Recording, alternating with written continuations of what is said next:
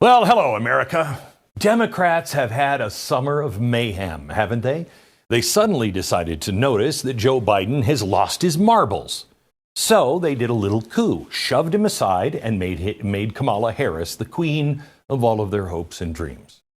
But the dust now is starting to settle on President Biden dropping out of the race.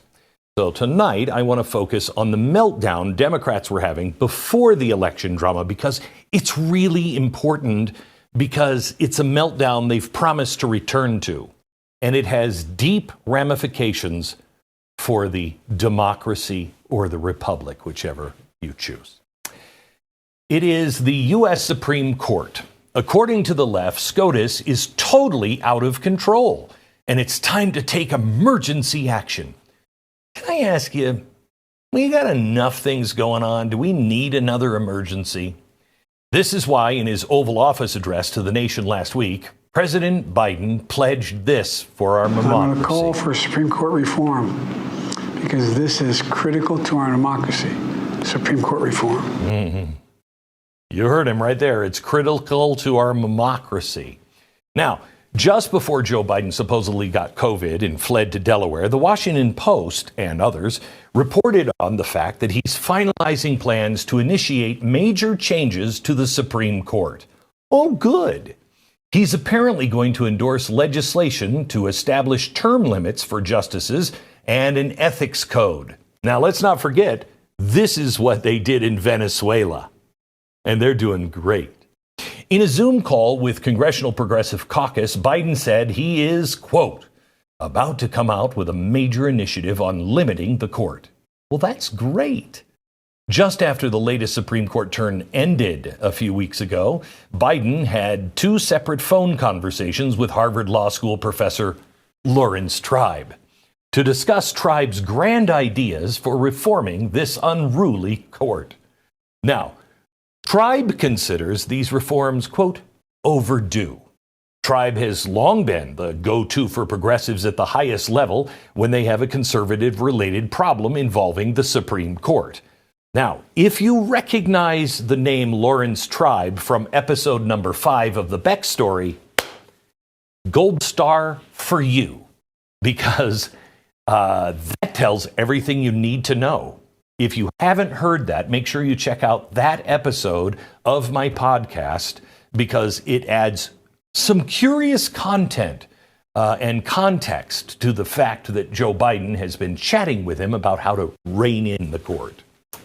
All right. So in his remaining time in office, Biden says he's going to move forward with his major initiative to control the court. And his replacement in the presidential race, Kamala Harris, is already making the Supreme Court a key part of her campaign. Here she is just last week. You know, when he was president, Donald Trump, former president, handpicked 3 members of the United States Supreme Court because he intended for them to overturn Roe v. Wade. The United States Supreme Court, previously the court of Thurgood and RBG. And as he intended, they did. Well, let me tell you something. When I am president of the United States, and when Congress passes a law to restore those freedoms, I will sign it into law.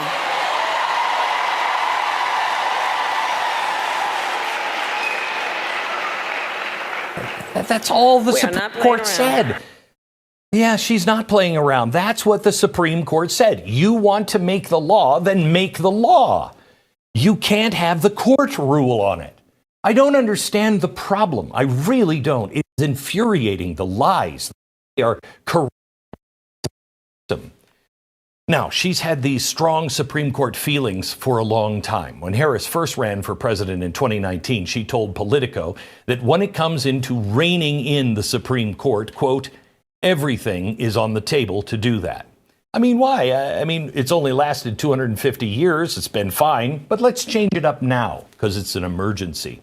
Biden and Harris have plenty of backup on the left. You'll understand more later on in the program. But let's just start here with AOC. She recently initiated impeachment proceedings against Supreme Court Justices Clarence Thomas and Samuel Alito.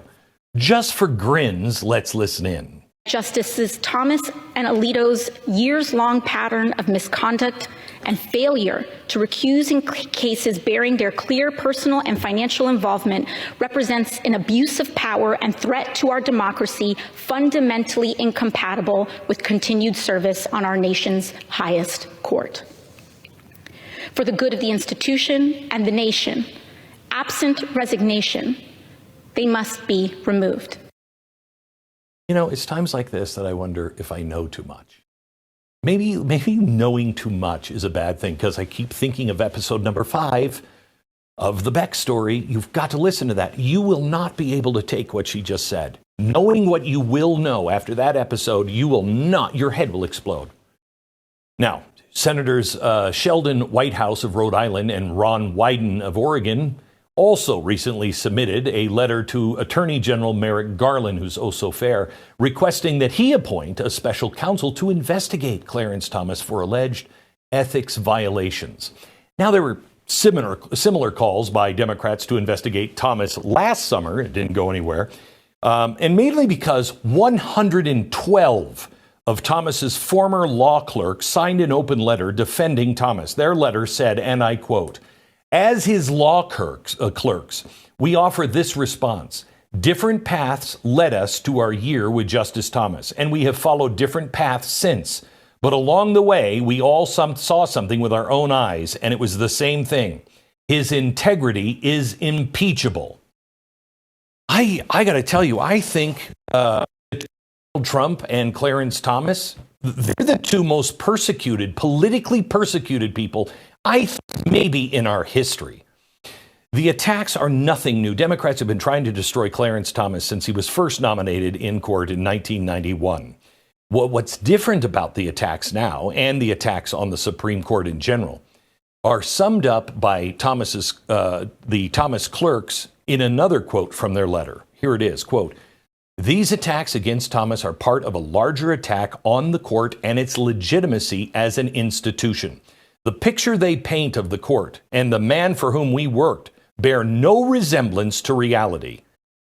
This is what we have to try to get across to our family and our friends." And honestly, I don't know how to do it. I did it with one member of my family this summer. I sat down and I said, no, that's not what it says. Here, let me look up for you. Now, I don't know her mind. We had a great conversation. What you're hearing in the news is not true. What these people are saying is not true. So what has Democrats so up in arms on the Supreme Court this summer? Well, it's a string of decisions at the very end of the latest term, mostly decided by the court's conservative wing, especially their ruling on presidential immunity. Now, when you're talking presidential immunity, know that what you do in office, if he starts a war and somebody says that was, a war against humanity, you don't want to have to try your president. So he does official acts, if they're constitutional, need to be protected. Other than that, no. Now, keep in mind that the majority decision on that case was written by Chief Justice John Roberts, who isn't exactly, the paragon of conservative hawks. The justices determined by a 6-3 vote that presidents have immunity from prosecution for official acts in office. But other unofficial acts are not immune from prosecution. As it pertains to Donald Trump, this decision means that some of the charges against him now go back to a lower court to determine exactly which ones may be prosecuted. In the majority opinion, Chief Justice Roberts said, and I quote, "The president is not above the law, but under our system of separated powers, very important, the president may not be prosecuted for exercising his core constitutional powers, and he is entitled to at least presumptive immunity from prosecution for his official acts. That immunity applies equally to all occupants of the Oval Office." Now, naturally, left-wing politicians and media decide that meant the end of democracy. Listen to this freakout from Joy Reid. It pretty much says it all. Presumably, if he were to use SEAL Team 6 to try to assassinate one of his political opponents, So long as he did it through the auspices of the presidency, let's say use the NSA to say, let me investigate the Bidens as a national security threat. And then we need to go ahead and assassinate them when they take a foreign trip. We'll just go ahead and use drones to assassinate them, let's say, in a foreign country. He can do anything. When you're president, they let you do it. That is not true. That's what they just ruled today. This is DEFCON 1, friends. They are trying to repeal the entire 20th century, and they're doing it fast. I don't even know. I mean, let's just look at her example. Let's say he used the NSA and said, hey, I want you to investigate my political opponent on this. Well, that's what Hillary Clinton and Joe Biden did to Donald Trump. And it was all on bogus stuff that we now know they knew was bogus stuff. So they've already violated that. And then let's have him assassinated. How do you think that is a constitutional power of the president of the United States to have his political foe assassinated? And by the way, that hits a little close to home right now, quite honestly. Then there's always the delightful California Congresswoman Nancy Pelosi, who said this. Do you have confidence in the Supreme Court? No, I think they've gone rogue. It's most unfortunate. But it's unfortunate further to see what the other justice, what happened to the Chief Justice? Did he go weak or did he go rogue? I don't know. So no, I don't have confidence in the Supreme Court. I think that some of the decisions see, I respect their point of view. If they have a point of view about a woman's right to choose, okay. But that's not what they're there to do, to advocate for a point of view. Run for Congress.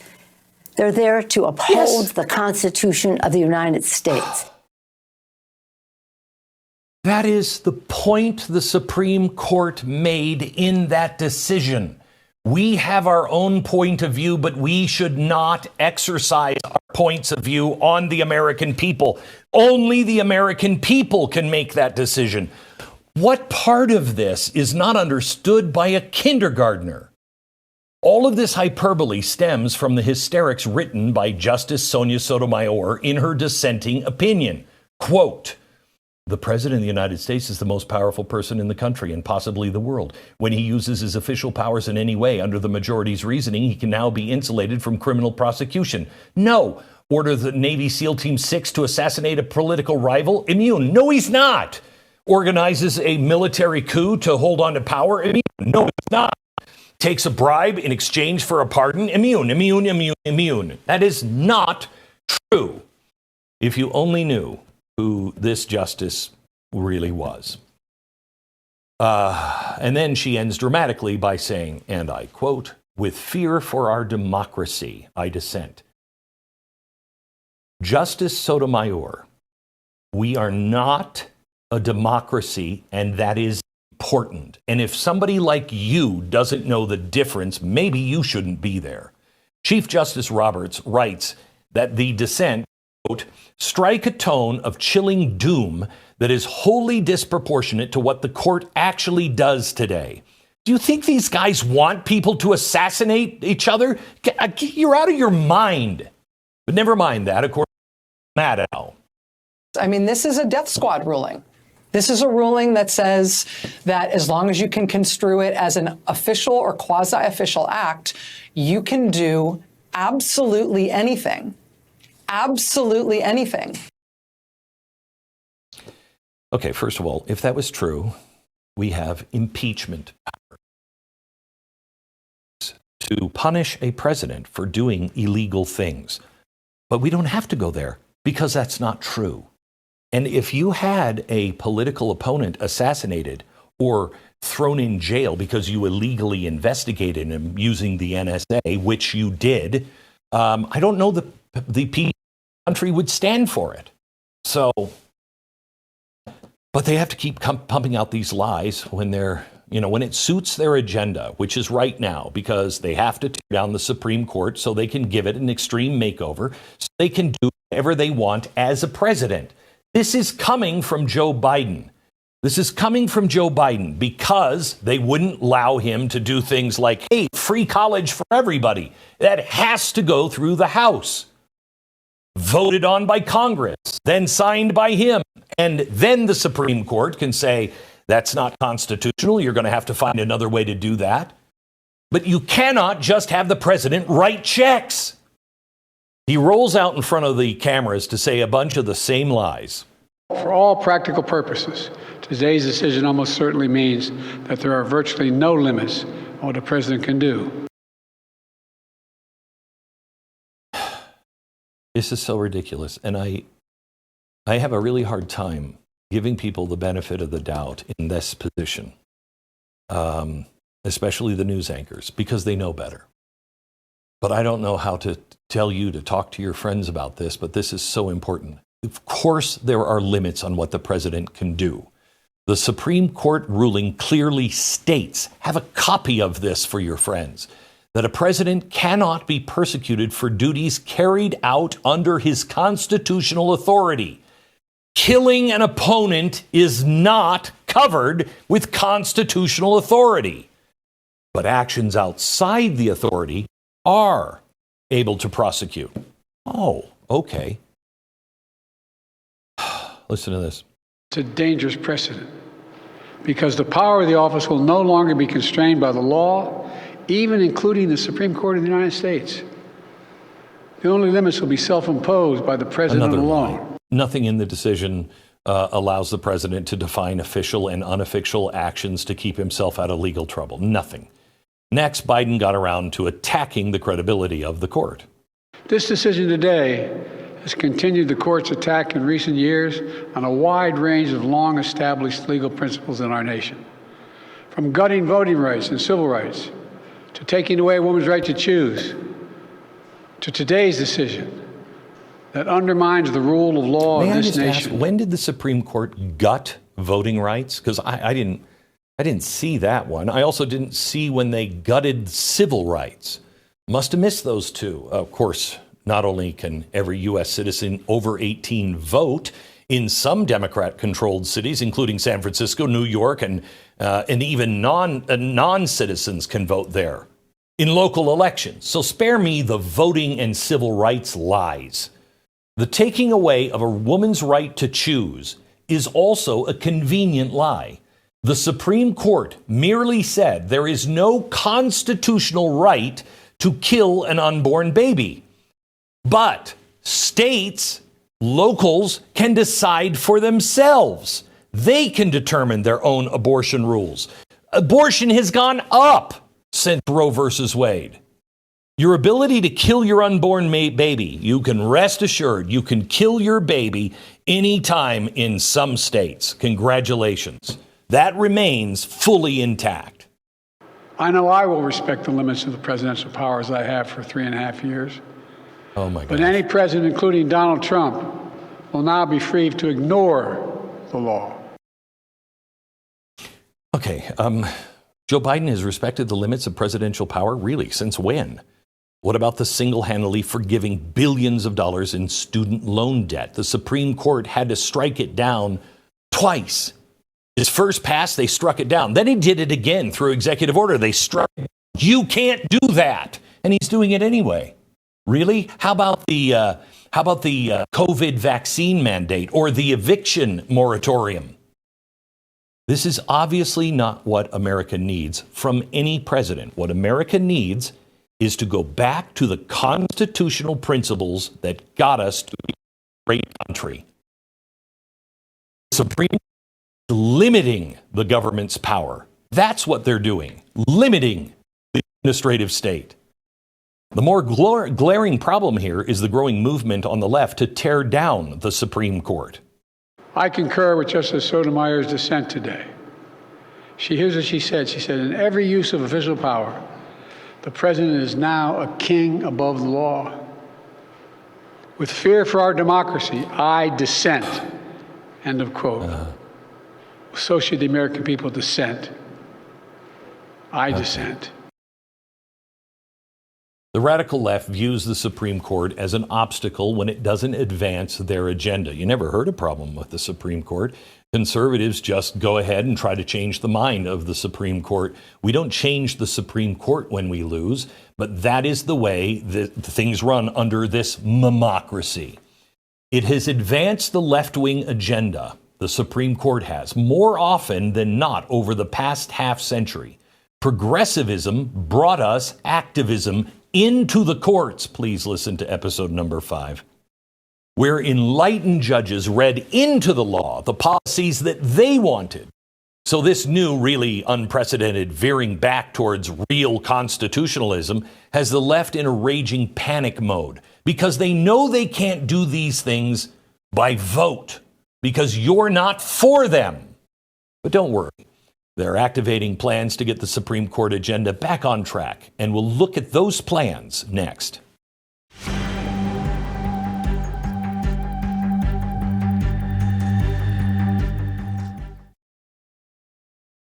As a dog owner, how often are you thinking about the food that you're giving your best friend? Is it something that he likes? More importantly, is it something that's actually good for him? The unfortunate truth about all of this is it's not. If you're feeding your dog kibble food, it's not as healthy as you thought it was. I always thought it was good. You know, about prescription dog food. Prescription dog food. It's all marketing, okay? It's not taking care of their basic needs, and that's why many of them don't like it. Your dog starts to slow down and you think, well, that's it. And it's horrible. I hate this.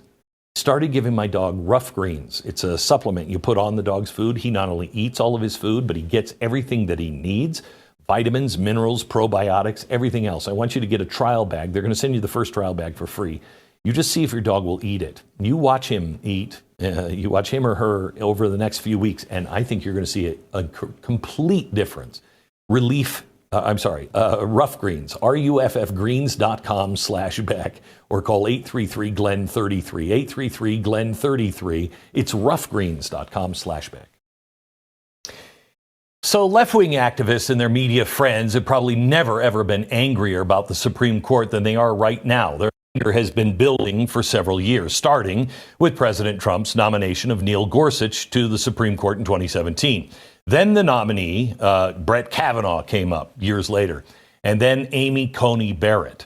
These nominations remade the court and helped lead to the 2022 Dobbs versus Jackson decision that overturned Roe versus Wade and really put left-wing anger into overdrive. Remember, they tried to kill the justices.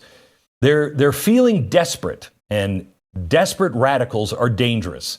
In the wake of several of the most recent Supreme Court decisions, one left-wing group called Stand Up America announced the launch of a $1 million digital campaign begging voters to sign a pledge to be a Supreme Court voter.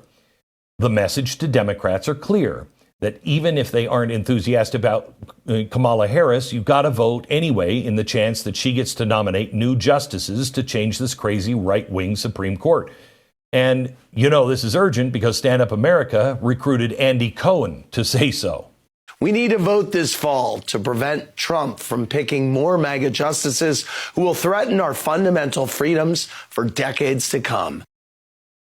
Okay, so that's the way our system works. Okay, elections have consequences. So what are they doing?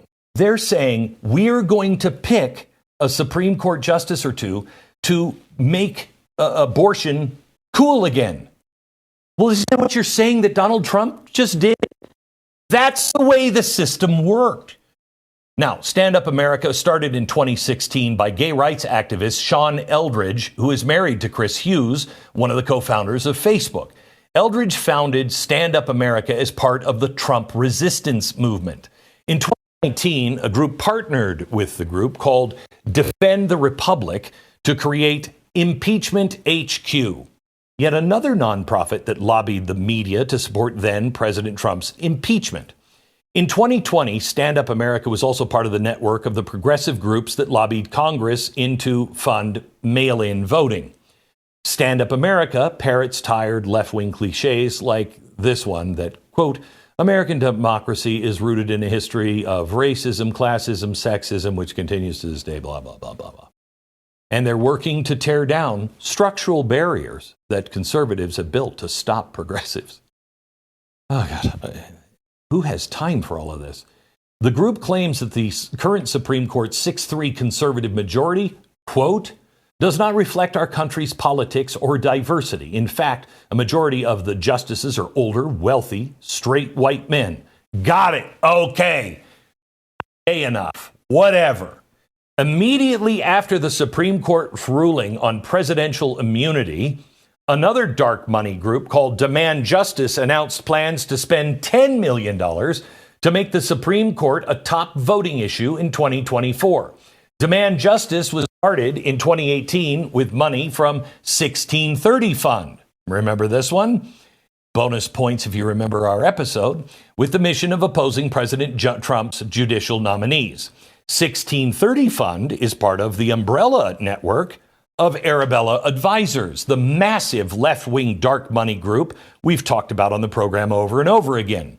In 2018, Demand Justice spent $5 million to oppose Brett Kavanaugh's Supreme Court nomination.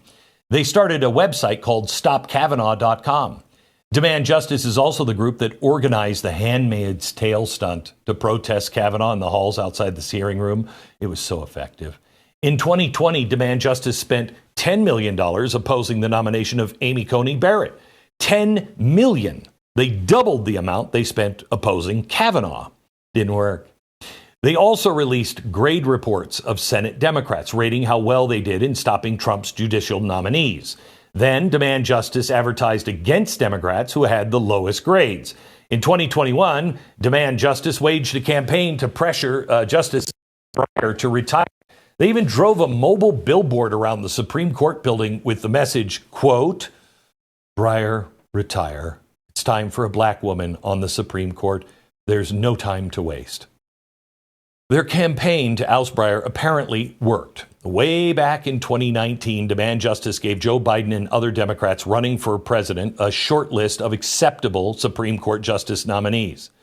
On that list was a woman named Ketanji Brown Jackson, who, of course, Biden nominated to replace Breyer.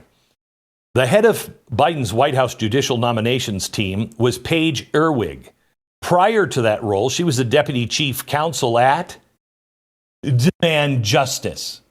Before Irwig moved to the Commerce Department last year, she was described as a driving force behind Biden's success in diversifying the nation's courts. Stand Up America and Demand Justice are two of the most well-funded left-wing organizations devoted to transforming the Supreme Court into a den of insanity. But they are not the only ones. There's Fix the Court, which started out as a project of the New Venture Fund, another fund that's part of Arabella Advisors Network. In 2018, this classy outfit bought 3 internet domains with Brett Kavanaugh's name and linked them to resources for sexual assault survivors, which, if you recall, was the whole phony basis of the left's unhinged attack on Kavanaugh's character. Yeah, that was kind of great, where they made him out to be a sexual predator. Oh, they did this too. Another group called United for Democracy was founded last year by more than 100 left-wing groups, including the American Federation of Teachers, the National Center for Transgender Equality, and Planned Parenthood. Well, there's 3 of my favorite organizations. One of their aims is to pressure Congress to, quote, rein in the dangerous Supreme Court. Here's the beginning of their first TV ad. I'm worried. The Supreme Court has been captured by right-wing extremists who are taking away our freedoms to further an extreme agenda. My daughter was shot and injured on her college campus. Now the Supreme Court makes it harder to keep our families safe. How exactly is the Supreme Court not keeping families safe? I didn't know that was part of their job. These people need a hobby. And then there is court accountability, which was founded last year by the former lead counsel for U.S. Senator Sheldon Whitehouse, one of the senators I just mentioned earlier who filed a letter requesting that Attorney General Garland launch a special counsel to investigate Clarence Thomas. All of these left-wing groups are collaborating to build what they call an advocacy ecosystem. It's grassroots at its best. It just starts at the top. Any hint of conservatism on the Supreme Court's got to go. So much for the so-called diversity. All these groups, by the way, do they know that Clarence Thomas is black? Because I don't. They do. All these groups think exactly alike. They're staffed by the same people from the Clinton, Obama, Biden regime, and they belly up to the same dark money trough. One of the main end goals for these group is packing the court, regardless of who is elected president this November. It is unlikely that either candidate will be able to appoint a bunch of replacements for retiring justices. If Trump wins, you can guarantee that Sotomayor and Kagan will not retire. And if Harris wins, Thomas and Alito will go until their final breath, unless the majority of Congress manages to impeach them. So the left is in full panic over their lack of options. They simply must add justices to the court. Obi-Wan, it's our only hope. If Democrats win the Senate this year and end the filibuster as Chuck Schumer and others keep advocating, they could add seats to the Supreme Court, and they will. That's why Demand Justice is spending $2 million on ads in 9 states with competitive Senate races this year. Senators Joe Manchin and Kristen Sinema have been the main Democrats standing in the way of ending the filibuster. But you can't disagree in that party anymore. With neither of them running again, the path would be cleared for Democrats to cave all of these left-wing activist groups. They'll cave like that. The bottom line is the left is not used to losing at the Supreme Court. For over half a century, progressives used the Supreme Court to get the things done that they couldn't accomplish, from legislation, from abortion to gay marriage to Obamacare. They usually managed to, make them do what they wanted. Make no mistake, this recent onslaught of left-wing efforts to delegitimize the Supreme Court is all about completely changing the court so they can return to their winning ways. After a quick break, I want to explain another of the Supreme Court's recent decisions that terrified the left.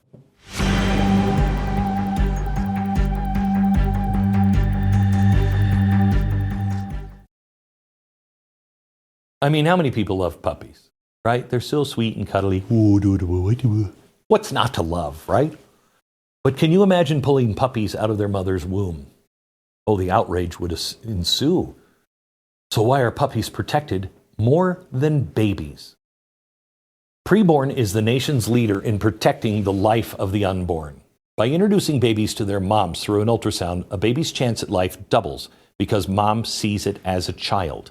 That's what Preborn and the networks of clinic offer. Free ultrasounds for women of unplanned pregnancies in the highest abortion areas in the country. Through their good work, Preborn rescues 200 babies every day, and they don't stop there because they are a ministry of compassion. They love women and babies. They're offering assistance for up to 2 years for the mom. If you consider yourself pro-life, it is time for you to stand up and help the good work of Preborn. All we're doing is introducing truth and compassion. Look at the lies the other sides, they cannot stand. One ultrasound is $28. $140 will rescue 5 babies. Every baby deserves a chance at life. Please donate your best gift today. Dial pound 250, say the keyword baby. It's pound 250, baby, or go to preborn.com/Glenn. That's preborn.com/Glenn. The court recently finished its term with a series of disastrous decisions that once again upended our constitutional landscape. The court's radical, conservative supermajority discarded decades of longstanding precedent to protect rich and powerful interests. That's what happens, Dick. That's Senator Dick Durbin of Illinois, on behalf of all left-wing fearmongers mourning the potential loss of the administrative state power that they all love so much. Over the past few weeks, you've probably heard references to the Supreme Court overturning decades-old legal doctrine known as Chevron deference. Through 2 decisions at the end of their term, they changed that. If you really want a good explanation of it, see my episode with Piers Morgan a couple of weeks ago. He asked me about it. I explained it. It's a huge win for all Americans because it does restore due process and the rule of actual law, as opposed to executive branch rules that get to act like laws without being real laws passed by Congress. Remember Bill on Capitol Hill? They don't need that anymore. Naturally, the left is completely freaked out about this. Chevron deference refers to a 1984 Supreme Court case in which the court decided that in situations where a law pertaining to the federal agency is ambiguous, courts should defer to that agency's reasonable interpretation of the law in question. That 1984 ruling was a massive gift to the entire progressive agenda. because they get to define what reasonable is, giving it the ultimate legal blessing to carry on and continue to grow the administrative state without Congress passing laws. It grew essentially into a fourth branch of government. It gave the executive branch agencies permission to follow their own whims and take all kinds of actions without permission from Congress. Who are these unelected people making these decisions? One extreme example of this surfaced and became one of the two Supreme Court cases that overturned Chevron deference. The case involved commercial fishermen who, in New Jersey, according to regulation by the Department of Commerce, were forced to pay federal monitors to be present on their boats during fishing trips. They want to say they were in, we keep you in compliance. We have to know. Okay, if you want to check us, well, then you come, you pay for it, and you go on the boat. That's for they're trying to shut down the industry. So when a monitor on board, which would cost somebody, the government or the fishermen, $700 a day, we, a country of $35 million, $1 trillion in debt now, just couldn't find the $700 to pay for it anymore. So they charged that to the fishermen, and the fishermen said that's our entire catch for the day. The Commerce Department made the rule that the fishermen had to pay, thanks to regulatory language that gave it the authority to, quote, prescribe such other measures, requirements, or conditions and restrictions as are determined to be necessary for the appropriate and conservation of management of the fishery. What a pile of bullcrap. With that kind of ambiguity, they could come up with an endless number of crazy rules, and they would, but not anymore. With this Supreme Court ruling, that ambiguity will now be determined in court, as it should be. Under Chevron deference, Americans had no due process, nowhere to turn to with this type of grievance from the faceless bureaucrat at the federal government. You live by it or you go out of business. Well, where do I go to let my voice be heard? You would think the left would be cheering at the top of their lungs for a ruling like this in favor of the little guy, but they're not for the little guy anymore. The left wing claims they're all about justice. Totally depends on the context. In this case, they were way more upset by the threat to their long-term power and agenda than they were to the threat of individual liberty posed by the almighty federal agencies. In the other case that overturned Chevron deference, the court dealt with the question of whether the Security and Exchange Commission could try someone for fraud in its own court. Until now, the SEC could create a rule that had the force of law. They could then charge you and prosecute you in-house for violating that rule. Then they could try you in front of their own tribunals. Where is that in the Constitution? And by the way, the SEC's in-house judges on those tribunals ruled in the SEC's favor 90% of the time. What a surprise. The Supreme Court said this type of case must be heard before a jury. The Seventh Amendment stipulates that. So why is this controversial? Because it undermines the century-plus progressive project to have all government run by elite class of bureaucratic experts. Progressives became addicted to power that they endowed to the executive branch. Here's Joy Reid again summarizing why the left is so upset about losing Chevron deference. They have now arrogated to themselves the power to decide all federal rules. Everything, whether your plane that you fly in is safe, how much carbon can be in the atmosphere, how much filth can be in your water. They said agencies that have experts can't decide that. They will decide that. So they are kings. No. Actually, they're putting it back to Congress. It will be decided in court if Congress is vague. Tell Congress not to be vague. That's the crux of the left's problem with the Supreme Court decision. They have to be clear on things and actually state what their intent is. The left thinks that the courts cannot possibly understand the fine details of federal agency policies. Therefore, we should always defer to an unnamed, faceless government expert. No, not anymore.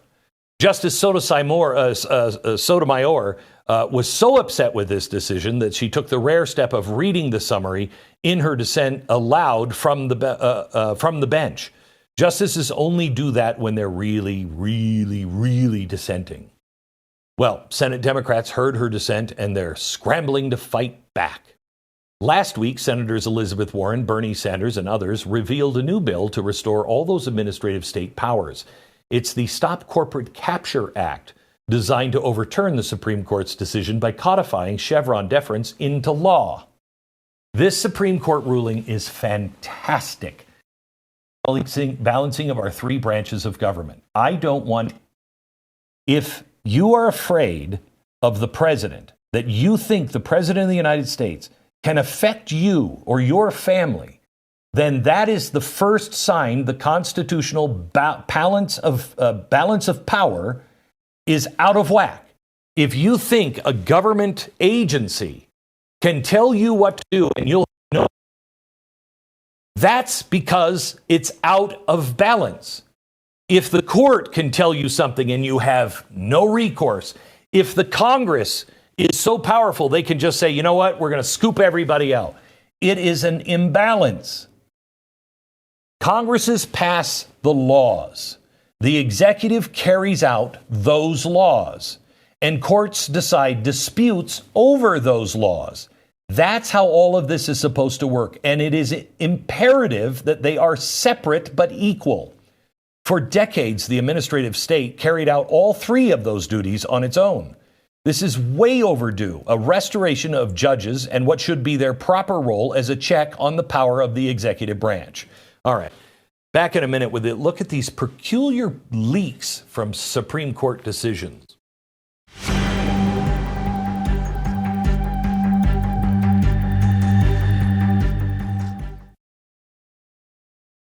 I'm just praying for the strength not to say the things I really want to say, but would be wrong of me to say in the next segment. Did you hear about the cyber scammers on the news that tried to steal from Graceland, Elvis Presley's house? Stealing it, okay? If you're a homeowner and you're like me, you do everything to protect your home, you need to pay attention to this. When was the last time you checked on the title of your home? Who owns it? A new report shows there's $16 trillion available in equity in our homes. It's an all-time high. That's why you need protection from a cyber scam. Equity in our homes is the target. If nobody's watching, scammers transfer your home title to their name, take out fraudulent loans, steal your identity, and leave you in a financial and emotional nightmare. If it could happen to Graceland, probably could happen to you. In fact, it happened to one of my writers on my staff just 2 weeks ago. Protect your equity from this despicable crime right now with triple lock protection from our homes at HomeTitleLock.com. Make sure your home title is still in your name. Sign up with your address at HomeTitleLock.com. Make sure you use the promo code BLAZE. You'll receive a you'll receive a complete title scan of your home's title. Your first 30 days of triple lock home protection is free. Do it today. HomeTitleLock.com, promo code BLAZE. So one of the Supreme Court's decisions at the end of its term that got somewhat less attention from mainstream media was Idaho versus the United States. It probably got less attention because the left was all in for this one. It involved the question of whether hospitals in Idaho that receive federal funding must perform emergency abortions if the mother's health is at risk. Okay?